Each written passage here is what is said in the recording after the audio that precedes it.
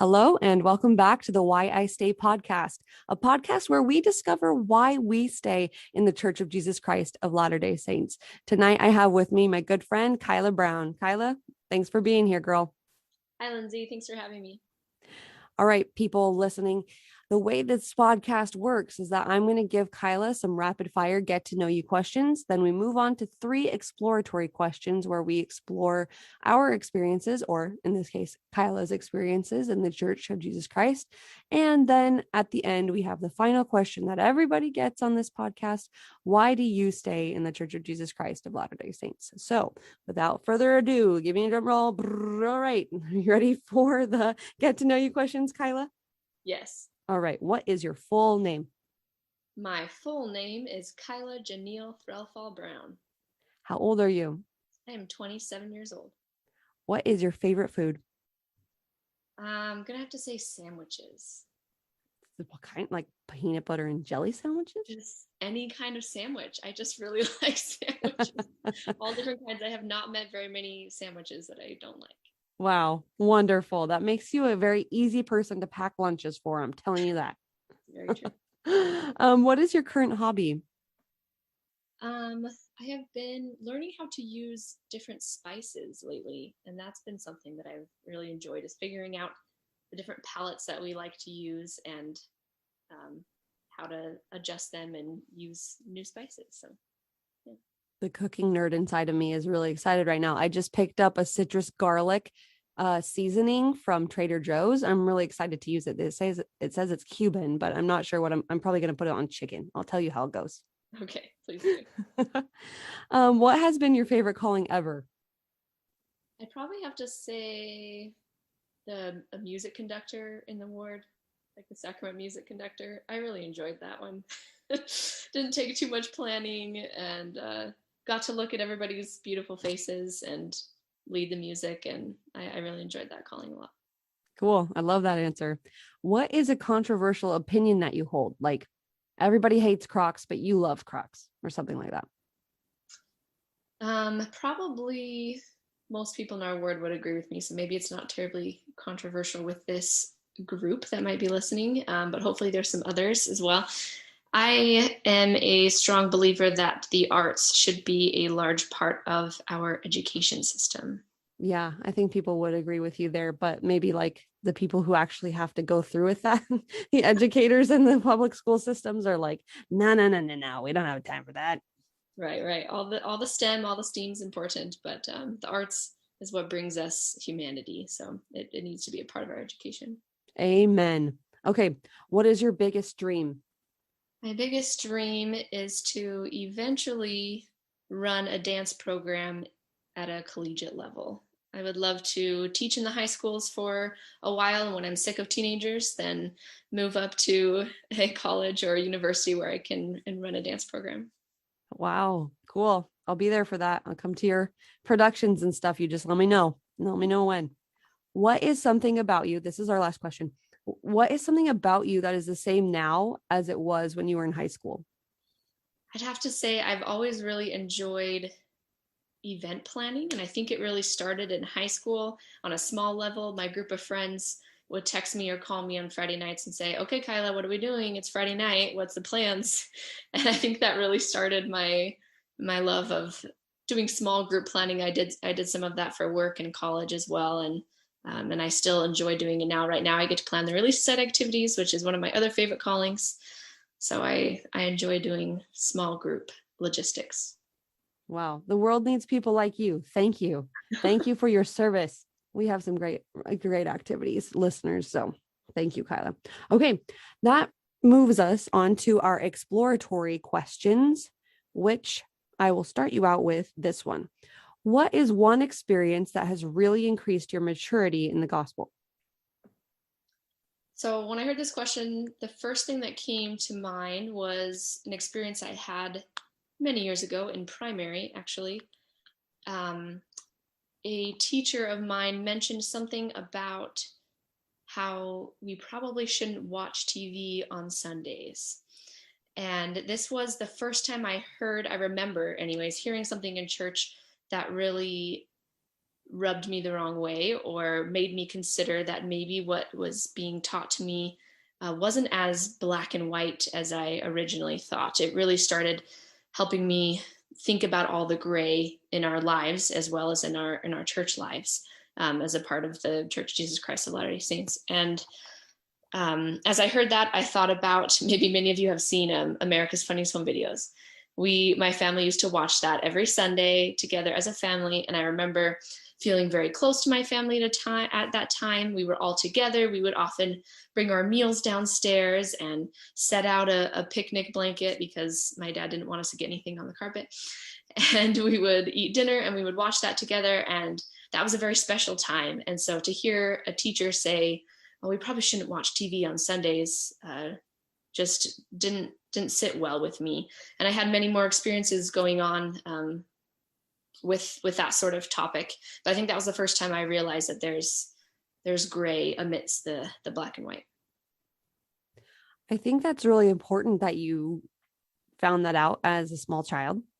I think that if we get to that point as adults, it's a lot harder to reconcile the truthfulness of the literal doctrine and gospel that Jesus Christ taught, and then its application. I think that's where a lot of us get tripped up, is where we feel like, oh, the applications that everybody has telling me to, use throughout my life, they don't hold up anymore, or I don't feel that way, or this isn't right for this time of my life. I think it's something we all need to go through and pass through and mature through, like you were answering. And so that's really amazing that you were able to figure that out as a small kid. Yeah, absolutely. I'm definitely grateful that path started young. Okay, next one. What makes you so excited about the gospel of Jesus Christ? Like, what aspects of it really light you up? I think especially after this past year, I think I probably would have had the same answers as I do now, but especially after this year, they're extra strong, of hope and peace. Those are the two words that come to mind.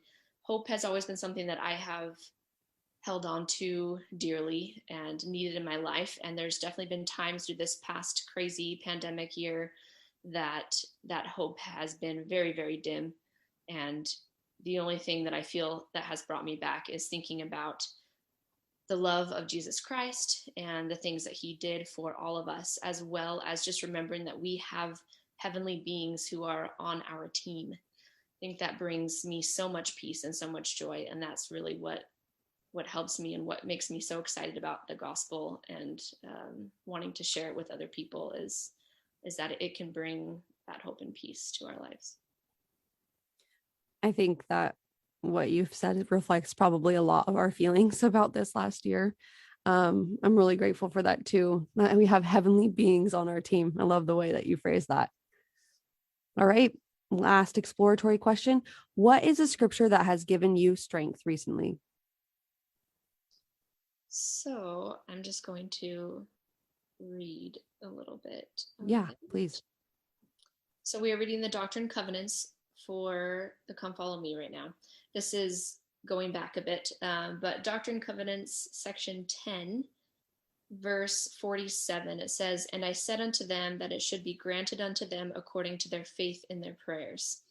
So this is God talking about how he helped bring to pass the gospel and the scriptures to the Lamanites because the prophets were asking, please help this happen so that we can make sure it gets to our brethren.